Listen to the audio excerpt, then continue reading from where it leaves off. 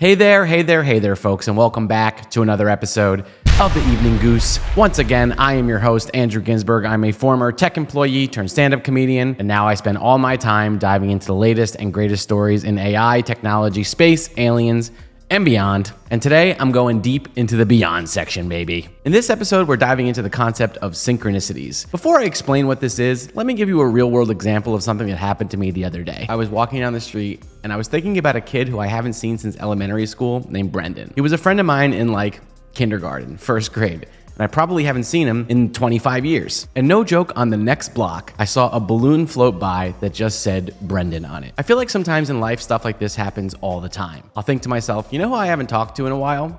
My Aunt Joan. And then 2 seconds later, I'll get a phone call from my Aunt Joan. You might have experiences like this yourself in your own life where it just seems like too weird to be a coincidence. What is that? Enter synchronicities. Synchronicities are a term coined by the psychologist Carl Jung. According to Jung, they're not just coincidences, they're meaningful coincidences. Events that shouldn't be connected, but feel like they are.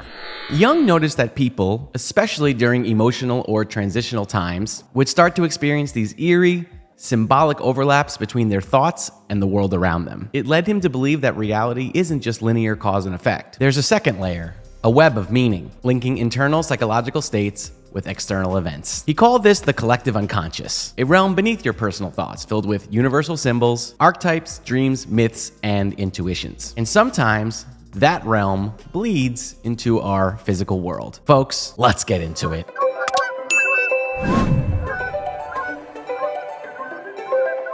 So, Andrew, you're talking about synchronicities right now, but you haven't really explained how this is different than a coincidence. Let me just be clear here. It's not just that something weird happens. The event also somehow feels charged with personal significance. When I saw my friend Brendan's name on the balloon, it wasn't just a weird coincidence that I was thinking about someone named Brendan and I saw Brendan on the balloon. I also felt this overall feeling like it was meant to be, like I'm on the right path, like it was significant, like something actually happened. I remember last year I was struggling with a difficult decision to move or not. And then a few minutes later, I saw a bumper sticker on a car that said, "Move." This is what I'm talking about. It felt symbolic. It felt like I had gotten an answer to a question I raised inside my soul. Maybe you dream about a fox. Then the next day you see a fox on a billboard. And then you see a fox in real life. And then there's fox stuff everywhere. It's like the world is talking back. I find that these moments often occur at turning points. Grief, breakups, births, spiritual awakenings. In Jung's view, that's not random. That's when your unconscious is most active, trying to guide you forward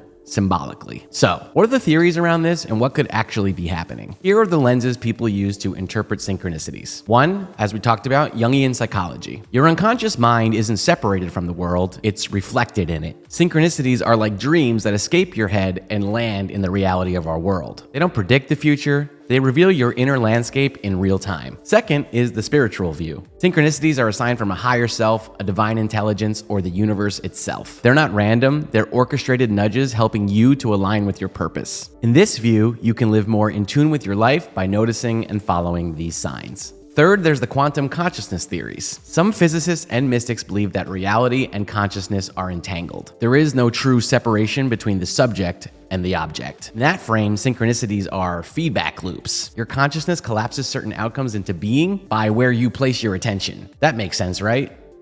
Are you stoned right now, by the way? Because I know I'm saying a lot of crazy stuff. You see the thing because you're tuned into it, and maybe it exists because you tuned into it or something. And of course, there's the skeptical view. This is not my view. I'm bought in. You know me. You guys know me. I'm all in, baby. I'm not a skeptic. Let's do this. But these people, these skeptics, they'll tell you you're just noticing patterns. That's what humans do.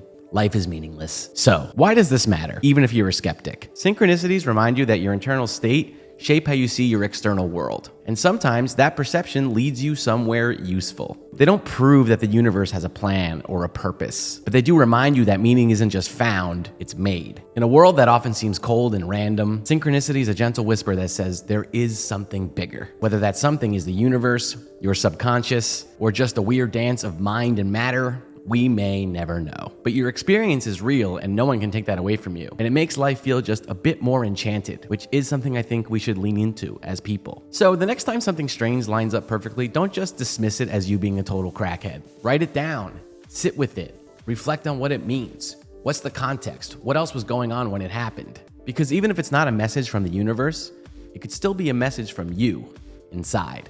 Thanks for watching this week's Evening Goose, folks. I'm Andrew Ginsberg. Like, subscribe, support the channel. Let me know in the comments what else I should dive into, and we'll see you next time. Thank you.